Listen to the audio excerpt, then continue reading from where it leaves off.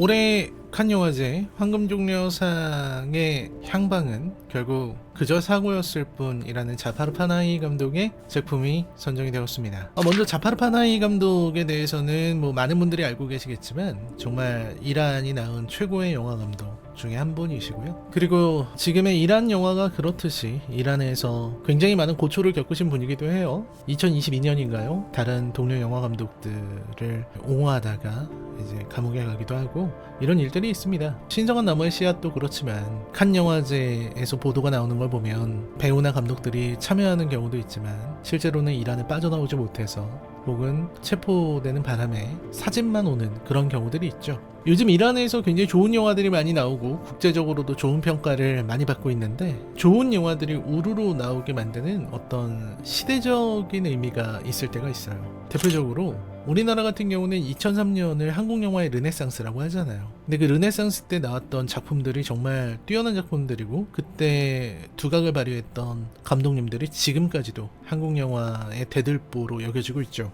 근데 그런 게 이루어지기 위해서는 이제 그 전에 시대와 변화되는 과정에서 영화를 만드는 제작 방법이 변하고 영화에 다가가는 방식이 변하고 그리고 마침 영화 산업에 굉장히 많은 투자가 들어와서 프랜차이즈 영화관, CGV라든지 이런 멀티플렉스 영화관들이 쭉 등장하는 그런 시점, 이 모든 것이 맞물리면서 엄청난 힘을 발휘했던 거잖아요. 반면에 그게 아니라면 시대 때문에 영화가 안 나오는 경우도 있습니다. 60년대, 70년대는 굉장히 어두운 시대였죠. 80년대에 이르기까지 국가가 영화를 완전히 통제하고 있었고 철저하게 검열을 해서 그런 영화가 나올 가능성 자체를 아예 배제시켰던 것이거든요. 반면에 지금 이란에서 좋은 영화가 많이 나오는 이유는 이란 사회가 가지고 있는 어떤 부조리함, 인권에 대한 탄압, 이런 부분에 대한 저항을 영화로 하고 있다고 보시면 됩니다. 영화로 하는 거는 쉬운 일은 아니에요. 왜냐면 글쓰기 같은 거는 이제 집에서 골방에 틀어박혀서 글을 쓰면 내가 무슨 글을 쓰는지 진짜 집에 CCTV를 설치하지 않는 한 누구도 알 수 없지만 영화를 찍는다는 거는 일단 카메라도 있어야 되고 배우들도 있어야 되고 스텝도 있어야 되니까 우르르 다니는 것만으로도 티가 난단 말이에요. 길에서 영화 찍는데 사람들이 어떻게 모를 수가 있냐고요. 쉽지 않은 일인데 이분들은 그런 쉽지 않은 일을 해내는 분들이다.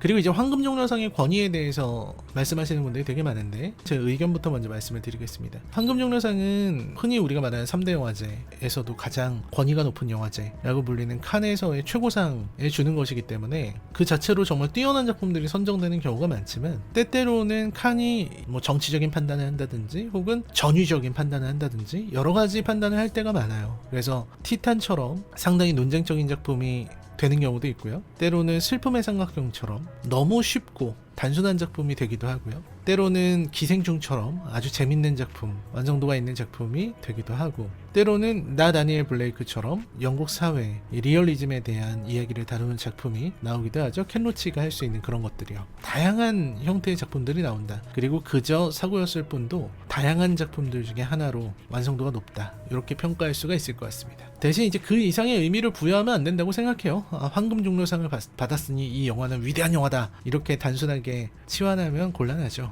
네, 그렇게 생각하시는 분들은 없겠지만 어쨌든 자파르 파나히의 작품 중에서 볼만한 작품들이 있느냐라고 저한테 물어보신다면 저는 택시나 노베어스 같은 작품이 자파르 파나히의 영화 중에서는 접근하기가 쉽고 또 보기도 쉽다 라는 말씀을 좀 드리고 싶습니다. 그러면 오늘은 그저 사고였을 뿐 이야기를 해보도록 하겠습니다. 그저 사고였을 뿐의 핵심이라고 할 수 있는 부분은 저는 영화의 전반부라고 생각합니다. 아버지가 사고를 내죠. 강아지를 친 사고인데 그 사고가 나고 나서의 장면이 굉장히 재밌습니다. 어떻게 얘기를 하냐면 강아지가 차에 치였어요. 그러자 뒤에서 아주 귀엽게 놀고 있던 딸이 이렇게 얘기합니다. 아빠가 걔를 죽였어 라고 얘기하죠. 그러니까 아빠는 뭐라 그러냐면 나는 너무 어두워서 보이지도 않았고 옆에서 갑자기 튀어나왔고 나로서는 어쩔 수가 없었다라고 얘기를 합니다. 그리고 엄마는 뭐라고 하냐면 이거는 그저 사고였을 뿐, 그리고 이렇게 된 거는 다 신의 뜻이야 라고 얘기를 합니다. 저는 이 부분이 결국 이 작품의 가장 중요한 메시지를 담고 있다고 생각해요. 왜냐면 그 이후에 딸이 그러거든요. 신의 뜻이 어딨냐고. 아빠가 죽인 거지 신이 죽였냐고. 죽인 건 아빠잖아 라고 얘기합니다. 이 부분이야말로 자파르 파나히가 말하려고 하는 대목이라고 생각하기 때문에 그렇습니다. 먼저 그저 사고였을 뿐이라는 말을 생각을 해보면 그저라는 말은 단순화를 위한 어휘라고 생각해요. 마찬가지로 뭐뭐 했을 뿐도 단순합니다. 이견을 배제하는 것이죠. 어떠한 사건이 벌어졌을 때 그 사건에는 굉장히 복잡한 여러 가지 요소들이 있을 겁니다. 근데 그 다른 요소들에 대한 모든 가능성을 배제하는 거죠. 그 배제하는 말이 그저 사고였을 뿐이라는 표현이에요. 박찬욱 감독의 작품 어쩔 수가 없다랑 되게 비슷하죠. 이것은 그냥 사고일 뿐이고 여기에는 나의 어떠한 실수나 나의 의도 이런 것들이 개입되지 않았다. 나와는 무관하다. 거리를 두기 위한 말이기도 합니다. 이게 정말 그저 사고였을 뿐인가요? 여러 이유가 있겠죠. 시끄럽게 음악을 틀어놨기 때문에 운전에 집중하지 못했을 수도 있고요. 헤드라이트를 제대로 켜지 않을 수도 있습니다. 주변의 경계를 제대로 하지 않았거나 그래서 개를 치고 만 거죠. 이런 경우에 운전자의 부주의로 인한 사고다 라고 얘기하는 거랑 그저 사고일 뿐이다 라고 얘기하는 것은 다른 뉘앙스를 갖게 됩니다. 저는 이 부분에서 무슨 생각을 했냐면 아이히만의 이야기예요. 제가 자주 얘기하는 거지만 아이히만이 하는 얘기가 뭡니까? 자신의 책임이 없다는 거잖아요. 치에 유대인 학살의 총책임을 맡았던 사람, 이 사람은 어떻게 하면 유대인들을 쉽게 죽일 수 있는지 수송해서 죽이고 처리하는 과정, 이 전반에 걸쳐서 지휘권을 가지고 있었던 사람이기도 하죠. 이 사람이 뭐라고 얘기를 했냐면 재판에서요 헤겔 얘기를 해요. 이제 국가라고 하는 것은 최고의 선이기 때문에 나는 국가가 시키는 대로 했을 뿐이다. 국가에서 시키는 명령에 충실하게 따르는 것이 미덕인 그런 공무원 아니냐, 국가 공무원, 그런 얘기를 해요. 그러니까 자신은 국가라고 하는 최고의 선이 시키는 작업을 목표를 설정하고 어떻게 하면 효과적으로 유대인들을 많이 죽일 수 있을까를 고민하고 그거를 달성해낸 좋은 국가의 도구이자 직업인 이 정도라고 얘기를 하는 거예요.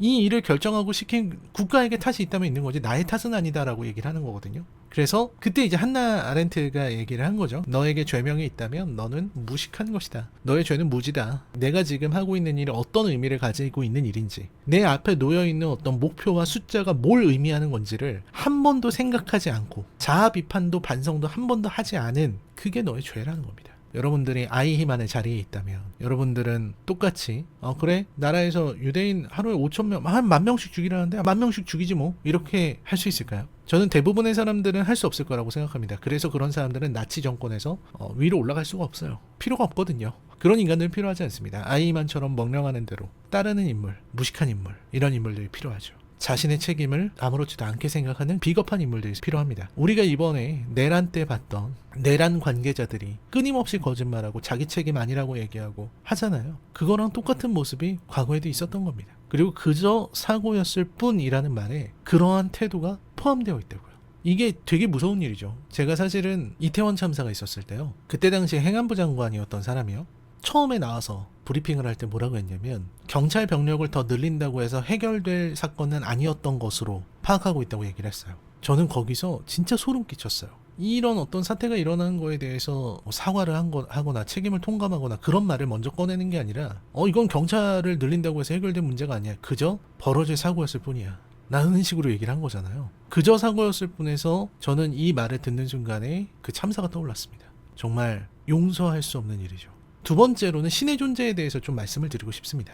프로이트는 우리의 어떤 이제 무의식 이런 것들 얘기할 때 몇 가지가 있다고 얘기를 했죠. 이드, 에고, 슈퍼에고 이런 것인데 이제 이드는 원초화라고 하는 것이고요. 슈퍼에고가 좀 중요한데 슈퍼에고는 우리 안에 있는 어떤 도덕성, 양심이라든지 이런 것들 이런 게 이제 초자라는 거죠. 어쨌든 초자라고 하는 건 프로이트에 의하면 형성되는 것입니다. 그런데 제가 말씀드리고 싶은 건 뭐냐, 이 초자라고 하는 거는 때때로 발동되지 않거나 무너진다. 정확히는 교체되거나 무너진다. 이 작품에서 신의 뜻이다 라고 하는 부분, 그리고 이 영화의 뒷부분에 보면 에그발이라는 사람이 나는 체제를 신봉한다 라고 얘기를 해요. 신의 뜻대로 할 뿐이다. 신이라는 게 뭐냐, 저는 종교를 믿지 않습니다. 그래서 종교를 믿으시는 분들은 지금부터 조금 불편해질 수 있으니까 각오를 하고 들으시거나 아니면 뒤로 가기를 해주세요. 신의 존재에 대해서 저는 이렇게 생각합니다. 우리가 말하는 종교적인 신은 첫 번째로 인격신이죠. 인격신이 있기 때문에 의지를 가지고 있는 존재죠. 그리고 그 의지는 선한 의지일 겁니다. 우리가 선하지 않는 신을 섬길 리는 없잖아요. 그래서 신은 절대적이고 선해요. 그래서 신을 믿고 있으면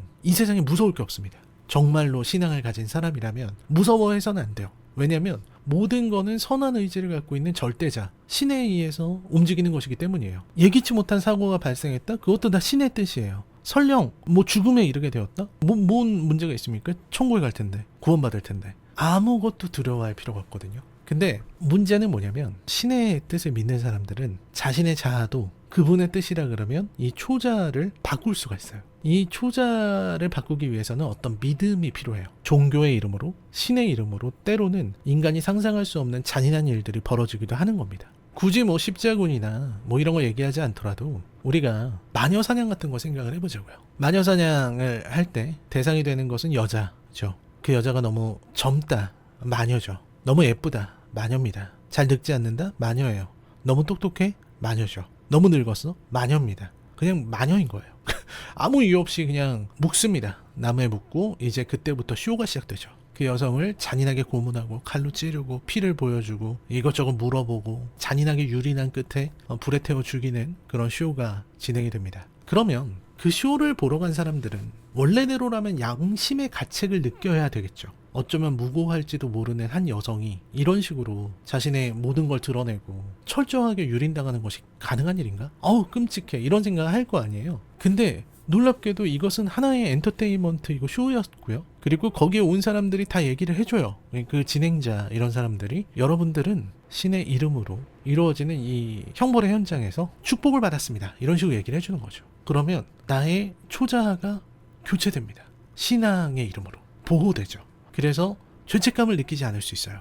왜냐면 신의 뜻에 이루어진 아주 아름다운 일이기 때문에 나는 아무런 양심의 가책을 느끼지 않아도 되는 거예요. 이게 바로 초자의 교체입니다. 종교가 그걸 가능하게 하죠. 왜 우리가 이슬람 극단주의자들, 얘네들이 너무나도 잔인한 행동을 한다든지 사람 목을 막 자른다든지 이런 일을 하잖아요. 우리가 그런 거 할 수 있겠습니까? 흉악한데. 근데 그것도 그들은 숭고한 일이라고 생각하죠. 이미 초자가 교체됐기 때문입니다. 이게 가능한 또 다른 게 바로 이데올로기, 이념이에요. 예를 들어서 공산주의의 이념을 갖고 있다. 근데 저쪽에 반공 세력이 있다. 그러면 나는 잔인해질 수 있죠. 왜냐면 저들을 공격하는 거는 너무너무 위대한 이상을 달성하기 위한 일이고 지도자 동지가 허락한 일이기 때문에, 혹은 히틀러와 같은 총통의 뜻으로 명령한 것이기 때문에 많은 사람들을 죽이는 일이든 인체 실험을 하는 일이든 간에. 도스토옙스키가 그런 얘기를 했어요. 죄와벌에서. 만약에 신이 존재하지 않는다면 인간은 무엇이든지 가능하다. 그건 뭐냐? 신의 존재를 부정하는 이유가 스스로 자기 자신이 그런 도덕적 관념으로부터 자유로워지는 것을 얘기했다는 생각도 들어요. 이 마리나 아브라모비치 행위예술가 얘기를 좀 해드리려고 해요. 이 여성이 한 번은 관객이 참여하는 퍼포먼스를 했습니다. 76개의 도구를 이렇게 쫙 깔아놔요.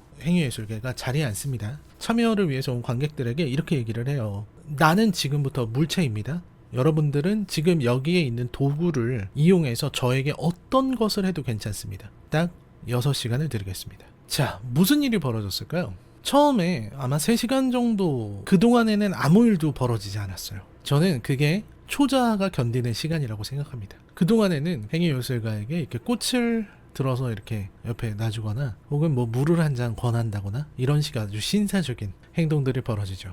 하지만 3시간이 지나고 나서부터 조금씩 이상한 일들이 벌어지기 시작해요. 누군가가 가위 같은 걸로 옷을 잘라본다든지 배에다가 바늘 같은 걸 찔러본다든지. 이 결과가 어떻게 됐느냐? 6시간이 지나고 나서 그녀는 거의 옷을 입고 있지 않았어요. 그리고 온몸이 피투성이가 되어 있었습니다.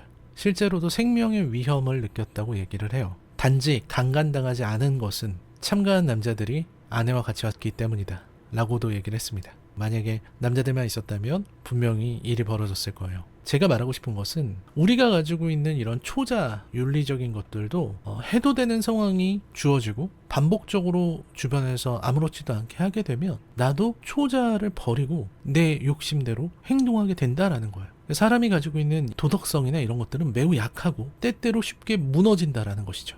이 얘기를 하면서 이제 영화 얘기로 돌아와 보도록 하겠습니다. 아까 개를 치어 죽인 사람은 자동차가 고장이 나서 정비를 하러 가요. 그 찾아갔던 곳에 있었던 바히드라는 인물이 이 남자의 에그발, 그냥 에그발이라고 하겠습니다. 발걸음 소리에서 익숙한 의족 소리를 듣게 돼요. 근데 그 의족 소리가 내가 아는 소리야. 이 사람은 의심하고 그를 밤새도록 따라갑니다. 그리고 다음 날이 됐을 때 그를 추적하다가 개가 한 마리 또 그 앞을 막아서요. 머뭇거리다가 자기가 타고 있는 밴으로 달려들어서 그 남자를 쳐서 쓰러뜨리고 납치해서 달아납니다. 어디로 가느냐? 아무도 찾아올 수 없는 사막 같은 곳으로 가요. 거기에 가서 땅을 파요. 그리고 그 남자를 파묻으려고 합니다. 그때 그 남자를 깨어나서 살려달라고 왜 이러는 거냐고 얘기를 해요. 그러자 정말 폭발하듯이 자신의 분노를 터뜨립니다. 무슨 얘기냐면 지금 이 가족들과 차를 타다가 개를 쳤던 에그발이라는 이 남자가 사실 과거에 자기 자신과 많은 사람들을 고문했던 고문 기술자였다라는 거예요. 자신을 지옥으로 몰아갔던 아주 잔인한 놈, 우리로 치면 정보부 같은데 이런데 소속된 아주 나쁜 악마 같은 놈이었다라는 거죠. 그리고 너 때문에 나는 평생을 신장을 다쳐서 제대로 걷지도 못하고 어딜 가도 멍청하다는 소리를 듣게 되었다. 너는 죽어도 싸다. 이러면서 죽이려고 합니다. 근데 문제는 뭐냐? 에그발이 얘기를 해요. 나 아니라고. 내 의족을 뺏어보라고. 이게 옛날부터 있었던 상처 같냐? 난 최근에 상처를 입은 것이다. 라고 얘기를 합니다. 그때 바히드는 소리만 가지고는 확신을 할 수가 없잖아요. 그래서 자신 외에 다른 사람들을 찾아다니기 시작하는 거예요. 그래서 이제 시바를 만나기도 하고 하미드도 만나고 그 다음에 결혼을 앞두고 있는 골리와 알리를 만나게 되는 것인데 그들이 하나씩 이 에그바를 확인해요. 벤의 에그바를 이제 기절시킨 채로 이 관 같은데 이렇게 뚜껑 닫아놓고 다니면서 걔를 이렇게 보여주고 맞냐 이런 거죠. 근데 문제는 뭐냐면 이 사람들이 전부 다 눈을 가린 채로 고문을 당했기 때문에 얼굴을 보면 몰라요. 근데 이제 시바라는 여자는 어쨌든 얘 땀 냄새가 맞는 것 같아. 그리고 다른 사람들도 그런가 냄새가 비슷한가? 근데 그때 생각나는 게 바로 하미드라는 인물입니다. 하미드는 이 에그발의 남은 다리 있잖아요. 의족이 아닌 다리를 항상 주무르는 일을 했었던 사람이에요. 눈을 가리고. 그래서 다리를 만져보면 나는 알 수 있다라고 얘기를 했고 다리를 이렇게 만지다가 느낌이 옵니다. 이놈은 에그발이 맞다.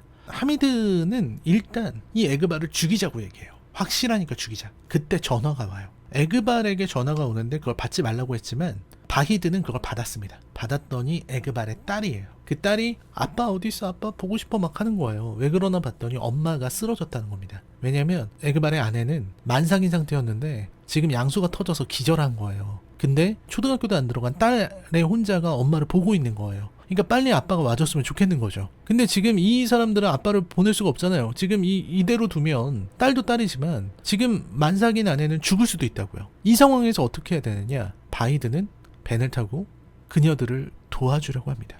도와줬어요. 데리고 병원에 갔고요. 일환이기 때문에 여자 혼자서는 병원에 올 수 없어요. 그리고 삼촌이라고 얘기했지만 삼촌이 아니라 남편이 필요해요. 남편이 없으면 병원에 갈 수 없습니다. 놀랍게도 그 하루라는 영화에서도 되게 비참하게 드러나는 대목인데 임신한 여성이 애를 낳기 위해서 병원에 가야 되는데 여자는 혼자서 병원에 갈 수 없기 때문에 택시기사가 그걸 대신해주는 그런 비참한 이야기가 하루라는 영화거든요. 근데 이 영화에서도 마찬가지입니다. 어쨌든 의사가 도와주기로 하고 그들은 뇌물을 요구하고 그것까지 다 도와줘요. 그래서 아들이 태어납니다. 그리고서 이제 에그바를 어떻게 할 것이냐. 여기에서 바히드와 시바는 하미드 같은 과격파를 집으로 돌려보낸 다음에 에그바를 데리고 돌아가요. 그리고 거기서 에그바를 묻고 폭행도 하고 너의 죄를 따져 묻습니다. 거기서 에그발은 내가 에그발이 맞다고 얘기해요. 나는 체제를 위해서 그렇게 했고 신의 이름으로 한 것이고 나는 앞으로도 고문을 할 거다. 막 이런 식으로 얘기를 합니다. 결국 바히드와 시바의 결론은 뭐냐. 얘를 풀어주는 거예요. 그리고 영화는 결말로 나아갑니다. 시간이 좀 지나서 바히드가 짐 싸고 가족들이랑 이렇게 있다가 집 안으로 들어가다 계단 앞에 딱 서서 있는데 뒤에서 에그발의 의족 소리가 납니다. 그러면서 영화가 끝나요. 이 이야기는 굉장히 여러 가지 생각을 하게 만드는 이야기예요. 왜냐면 일단 바히드, 시바, 골리, 알리 그리고 하미드 이들은 감각에 의존해서 에그발의 정체에 대해서 이야기하고 있어요. 이 사람이 진짜 우리를 괴롭힌 고문 기술자인가? 이거를 알지 못해요. 얼굴을 본 적이 없기 때문에. 감각만으로 알 수 있다라고 하지만 비슷한 의족 소리를 내는 다른 사람이 있을 수도 있는 거잖아요. 땀 냄새가 비슷한 다른 사람이 있을 수도 있죠. 우리가 우리의 감각을 신뢰할 수 있나요? 하미드는 분명하다고 얘기하지만 그 감각은 결국은 믿을 수 있는 대상이 아닙니다. 신뢰의 대상이 아니에요. 이 사람이 에그발이라는 걸 확정하기 위해서는 반드시 증거가 필요하죠. 그런 부분에서 우리에게 던지고 있는 이야기가 많고 그리고 중간에 보면은 경찰이 오는 장면이 있거든요. 근데 경찰들이 이제 뇌물을 요구해요. 뇌물을 어떤 식으로 요구하냐면 나 현금이 없다 그러니까 카드 단말기를 이렇게 내줍니다. 그리고 액수를 적어줘요. 그러면 카드를 내면 그게 뇌물이 결제가 되는 시스템이에요. 결국 이 이란 사회가 가지고 있는 어떤 부조리한 문제 이런 문제들은 현재 진행형이다.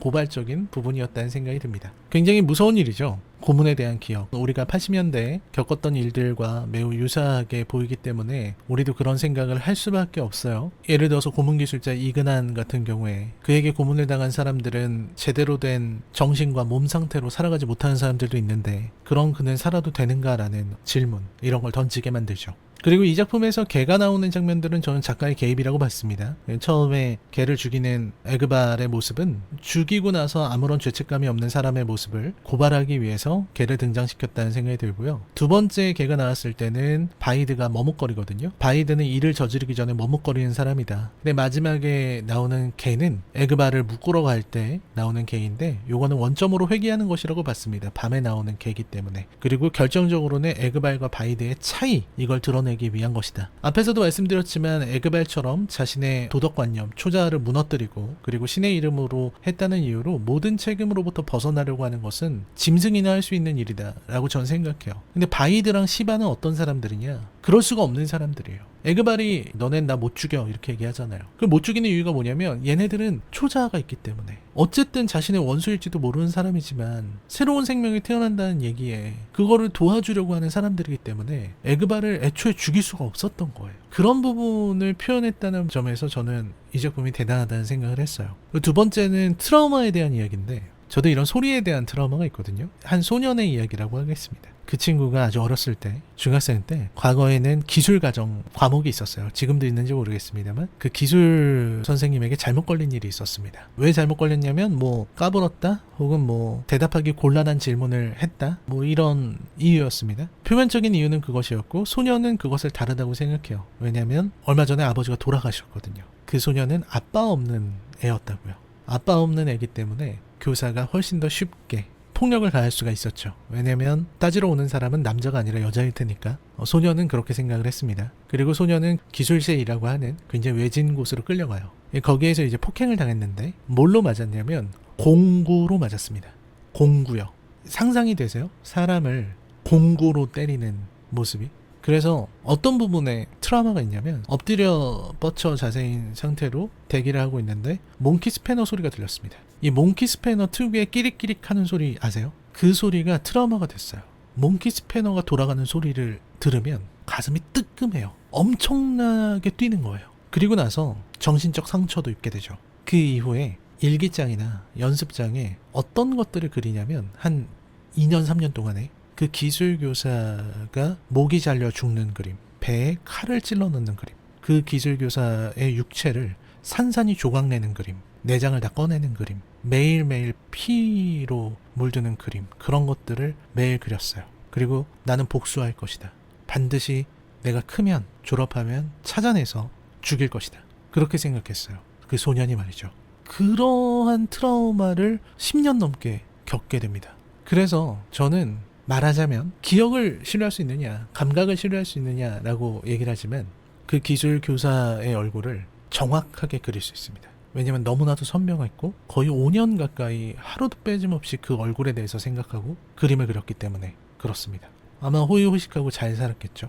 그 소년은 극복을 해서 잊게 되었죠. 왜냐면 이 세상에서 학교폭력이라고 하는 것이 사라졌다라는 걸 확인한 순간에 트라우마가 거짓말처럼 없어졌습니다. 그런 트라우마가 누군가에게 있을 수 있는 것이죠. 그렇기 때문에 저는 하미드가 노발대발하는 걸 이해할 수 있습니다. 왜냐면 정확한 감각이거든요. 하지만 또 한편으로는 기억을 신뢰할 수 없는 것이기 때문에 그런 기억을 갖고 있다고 해서 그 사람이 진짜다라고 말할 수 없는 거죠. 그게 미치게 만드는 부분이죠. 어쨌든 이 부분에 대해서는 많은 해석이 있을 거라고 생각합니다. 바이드가 에그발을 놓아줬다는 거, 이들이 가지고 있는 어떤 용서에 대한 얘기를 하게 되지만 중요한 건 뭐냐면 에그발은 반성하지 않았다는 거예요. 자신의 과거에 대해서 돌아보지도 않았고요. 그 부분이 핵심이라고 전 생각해요. 그래서 마지막에 바이드를 찾아온 에그발의 발소리는 뭐냐? 이건 두 가지로 생각할 수 있겠죠. 첫 번째는 에그발이 바이드를 찾아왔다. 그래서 의족 소리가 났다. 두 번째는 이거는 에그발이 찾아온 게 아니라 바이드가 들은 환청이다 라는 것이죠. 첫 번째라면 또다시 두 개의 갈래로 나눠서 생각할 수 있겠습니다. 하나는 에그발이 바이드에게 사과를 하러 왔다. 또 하나는 에그발이 바이드에게 복수를 하러 왔다. 저는 첫 번째, 사과를 하러 왔다. 저는 이 부분은 지지하지 않아요. 저는 인간이 악하다고 믿어요. 그래서 사랑을 품고 많이 배워서 자신의 악함을 이겨내야 되죠. 근데 에그발은 잘 배운 사람이 아니죠. 그렇기 때문에 반성하지 않았을 겁니다. 저는 인간이 그렇게 나이브한 존재가 아니라고 생각해요. 에그발은 절대로 뉘우치지 않았을 것이다. 뉘우칠 놈이라면 그런 일을 하지 않았을 것이다. 그리고 뉘우침, 반성, 용서 이런 것은 함부로 할 수 있는 것이 아니다 라고 저는 생각해요. 그리고 두 번째는 뭐냐, 복수를 하러 왔다 라는 부분인데, 저는 그럴 가능성도 꽤 높다고 생각합니다. 에그발은 이들에 비해서 가지고 있는 것이 크기 때문에 분명히 복수를 할 수 있는 여러 가지 수단이 있을 거라고 생각하고, 이제 바이든은 그 대가를 치러야 되겠죠. 또 한 가지가 있다면, 이 에그발이 고마움을 표하러 왔다 라고 볼 수 있을 것 같아요. 저는 이 부분을 좀 지지하는 편인데, 왜 그러냐면 저는 에그발을 어떤 사이코패스나 소시오패스에 가깝다고 생각하기 때문입니다. 아이히만이 뭐라고 했습니까? 자기는 좋은 남편이다. 나는 아이들에게 좋은 아빠고, 이웃 사람들에게는 좋은 이웃이고, 직장에 있어서는 좋은 동료이자 상관이었다 라고 얘기를 해요. 실제로도 주변에서 아이히만에 대한 평가가 굉장히 좋습니다. 너무너무 착하고 신기한 일이죠. 유대인을 그렇게 하루에 10,000명씩 죽일 수 있는 계획을 진두지휘했던 사람이 가정에 돌아가서는 너무나도 좋은 아빠였던 거예요. 그러니까 자신이 벌이고 있는 이제 악행과 자신의 어떤 인간으로서의 삶을 완전히 구분을 했다라는 거거든요. 근데 이러한 구분이 에그발에게도 이루어진다면, 자기가 고문을 했던 것과는 별개로 그냥 자기 아들을 태어나게 해준 것에 대한 감사는 전할 수 있을 거라고 생각해요. 그 경우에 에그발은 완벽한 소시오패스가 되는 것이죠. 저는 그렇다고 생각합니다. 이게 제가 제일 지지하는 거고요. 그 다음은 이제 환청을 들었다라는 부분입니다.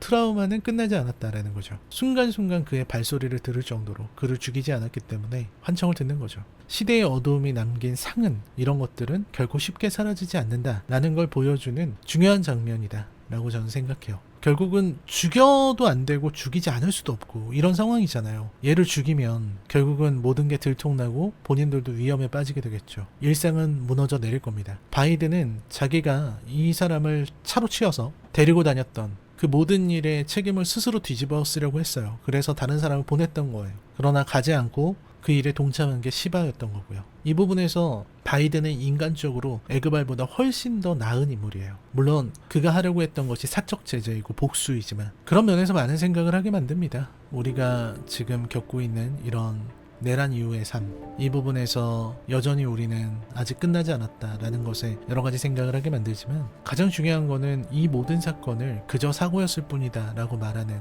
그래서 자기가 한 일에 책임지려 하지 않고 마치 자신의 죄가 아니었다라고 말하려고 하는 그 뻔뻔한 자들을 향해서 던질 수 있는 영화라는 생각이 들었어요. 그래서 우리에게는 더욱더 전달하는 바가 깊고 공감하거나 생각할 수 있는 부분도 굉장히 많다는 생각이 들었습니다.